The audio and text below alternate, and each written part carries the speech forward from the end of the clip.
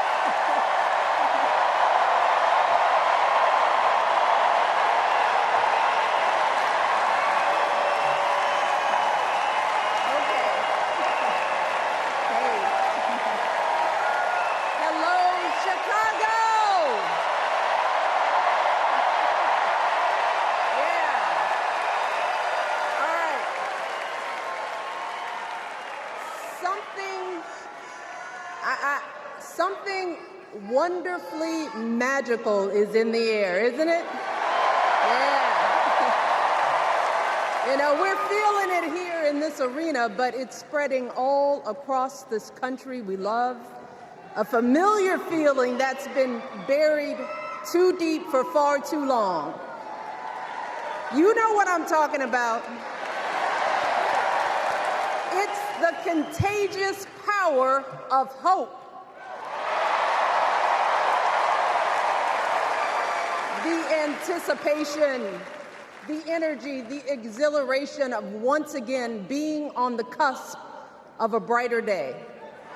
The chance to vanquish the demons of fear, division, and hate that have consumed us and continue pursuing the unfinished promise of this great nation, the dream that our parents and grandparents fought and died and sacrificed for. America, hope is making a comeback.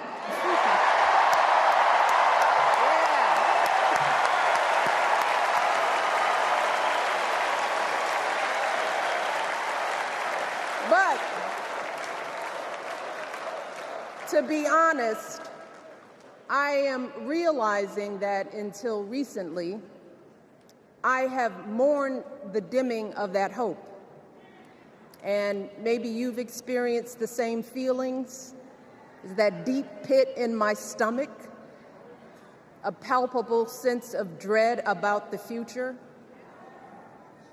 And for me, that mourning has also been mixed with my own personal grief.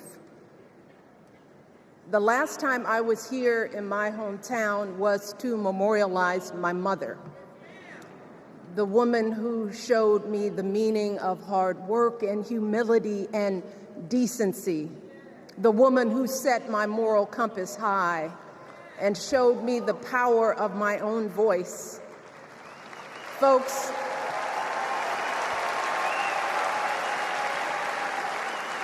I still feel her loss so profoundly. I wasn't even sure if I'd be steady enough to stand before you tonight, but my heart compelled me to be here because of the sense of duty that I feel to honor her memory and to remind us all not to squander the sacrifices our elders made to give us a better future.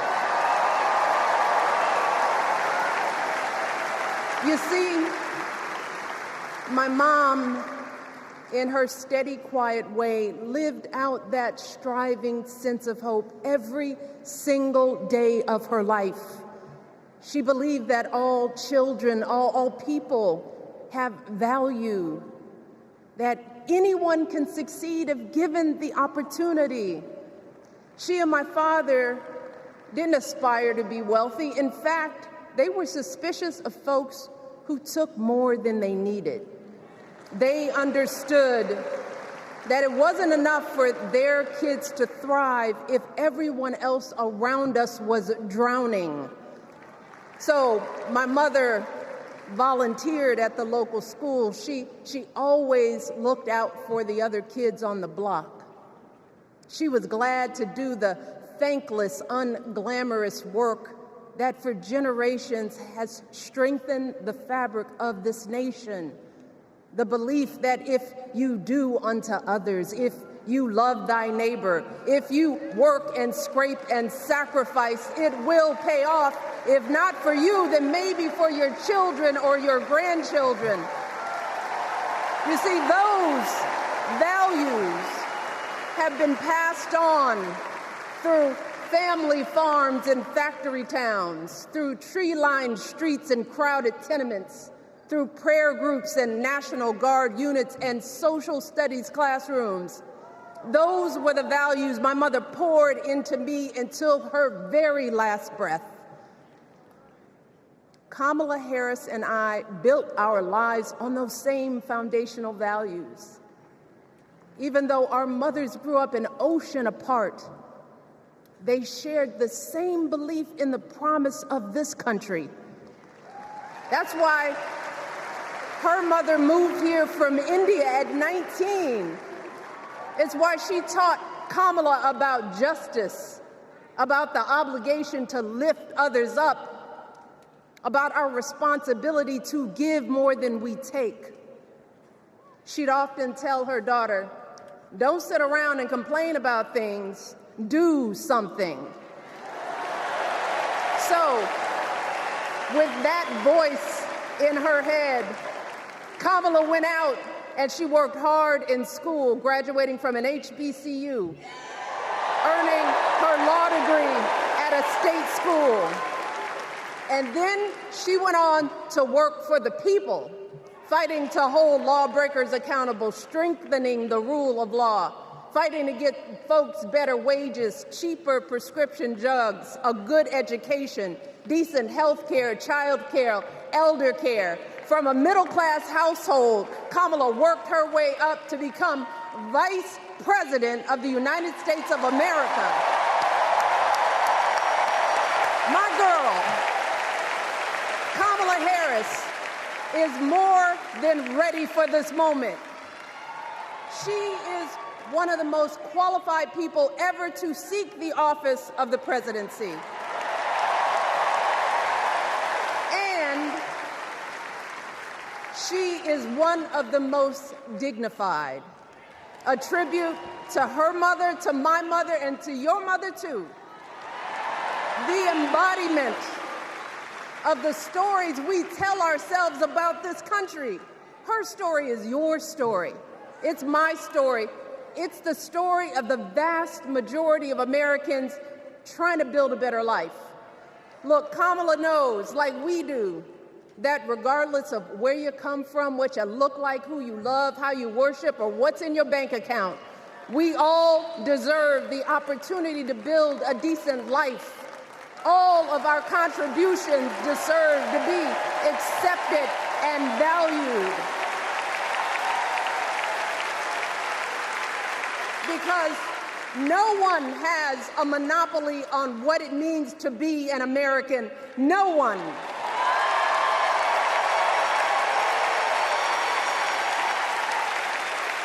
Kamala has shown her allegiance to this nation, not by spewing anger and bitterness, but by living a life of service and always pushing the doors of opportunity open to others. She understands that most of us will never be afforded the grace of failing forward. We will never benefit from the affirmative action of generational wealth.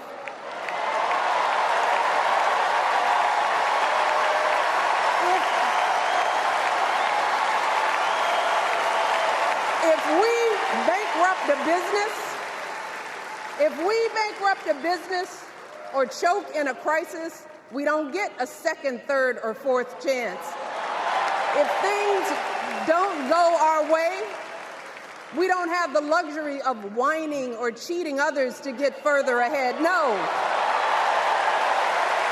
We don't get to change the rules so we always win. If we see a mountain in front of us, we don't expect there to be an escalator waiting to take us to the top. No. We put our heads down. We get to work. In America, we do something. And throughout her entire life, that's what we've seen from Kamala Harris. The steel of her spine, the steadiness of her upbringing, the honesty of her example, and yes, the joy of her laughter and her light. It couldn't be more obvious. Of the two major candidates in this race, only Kamala Harris truly understands the unseen labor and unwavering commitment that has always made America great.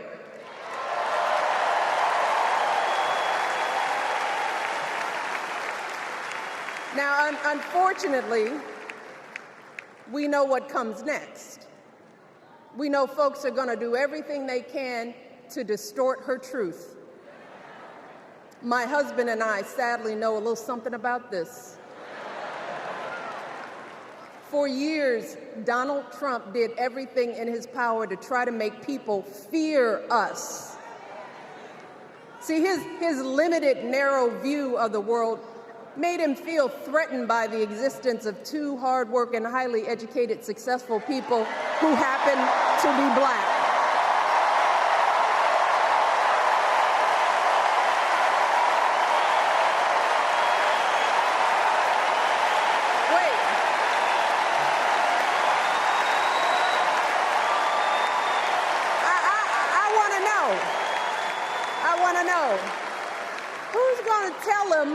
Who's going to tell him that the job he's currently seeking might just be one of those black jobs?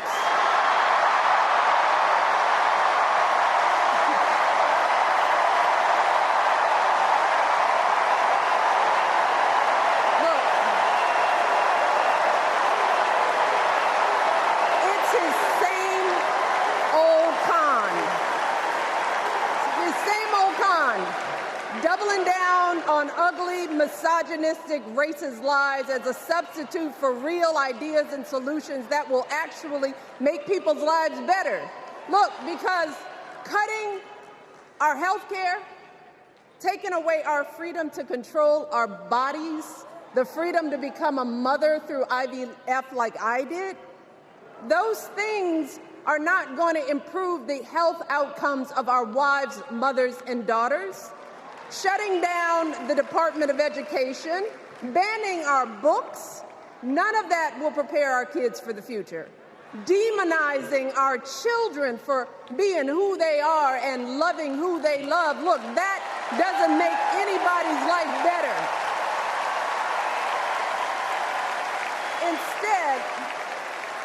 Instead, it only makes us small.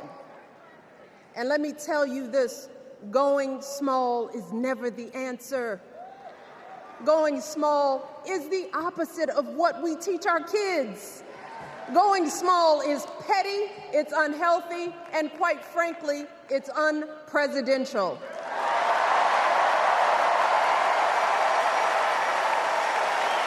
So, why would any of us accept this from anyone seeking our highest office? Why would we normalize that type of backward leadership? Doing so only demeans and cheapens our politics. It only serves to further discourage good, big-hearted people from wanting to get involved at all. America, our parents taught us better than that, and we deserve so much better than that. That's why we must do everything in our power to elect two of those good, big-hearted people. There is no other choice than Kamala Harris and Tim Walz. No other choice.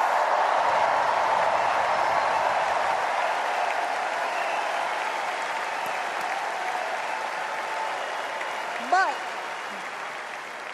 as we embrace this renewed sense of hope, Let us not forget the despair we have felt. Let us not forget what we are up against. Yes, Kamala and Tim are doing great now.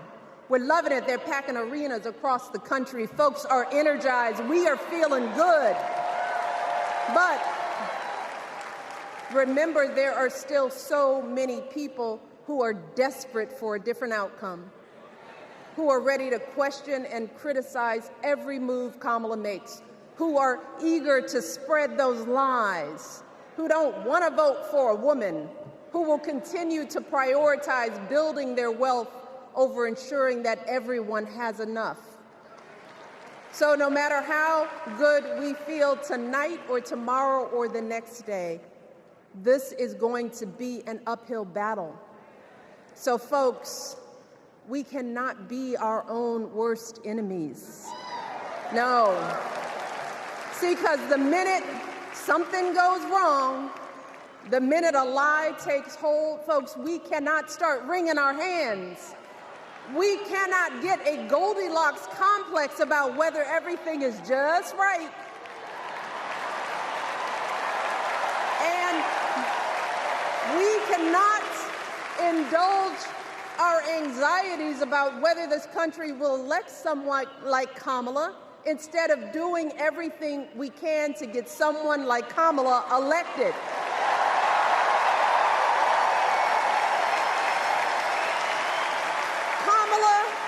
And Tim, they have lived amazing lives. And I am confident that they will lead with compassion, inclusion, and grace. But they are still only human. They are not perfect. And like all of us, they will make mistakes. But luckily, y'all, this is not just on them. No, this is up to us, all of us, to be the solution that we seek. It's up to all of us to be the antidote to the darkness and division.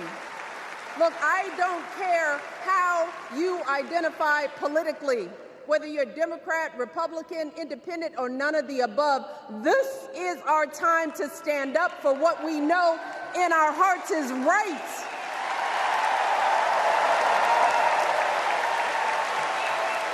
To stand up, not just for our basic freedoms, but for decency and humanity, for basic respect, dignity, and empathy, for the values at the very foundation of this democracy.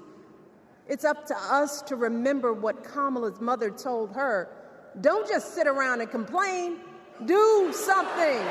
So, if they lie about her, and they will, we've got to do something. If we see a bad poll, and we will, we got to put down that phone and do something. If we start feeling tired, if we start feeling that dread creeping back in, we got to pick ourselves up, throw water on our face, and what? We only have 2.5 months, y'all, to get this done.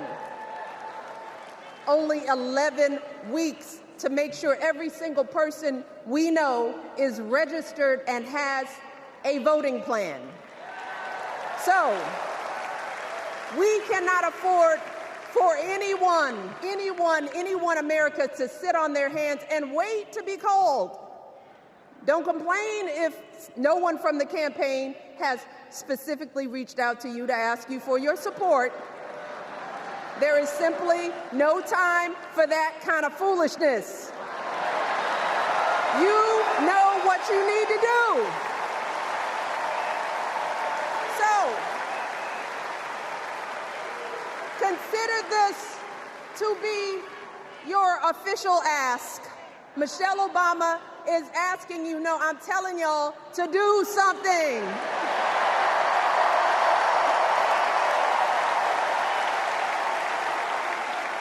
Because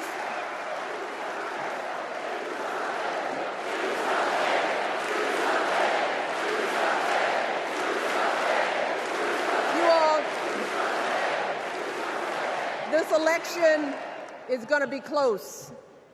In some states, just a handful, listen to me, a handful of votes in every precinct could decide the winner. So we need to vote in numbers that erase any doubt. We need to overwhelm any effort to suppress us. Our fate is in our hands. In 77 days, we have the power to turn our country away from the fear, division, and smallness of the past. We have the power to marry our hope with our action. We have the power to pay forward the love, sweat, and sacrifice of our mothers and fathers and all those who came before us. We did it before, y'all, and we sure can do it again. Let us work like our lives depend on it.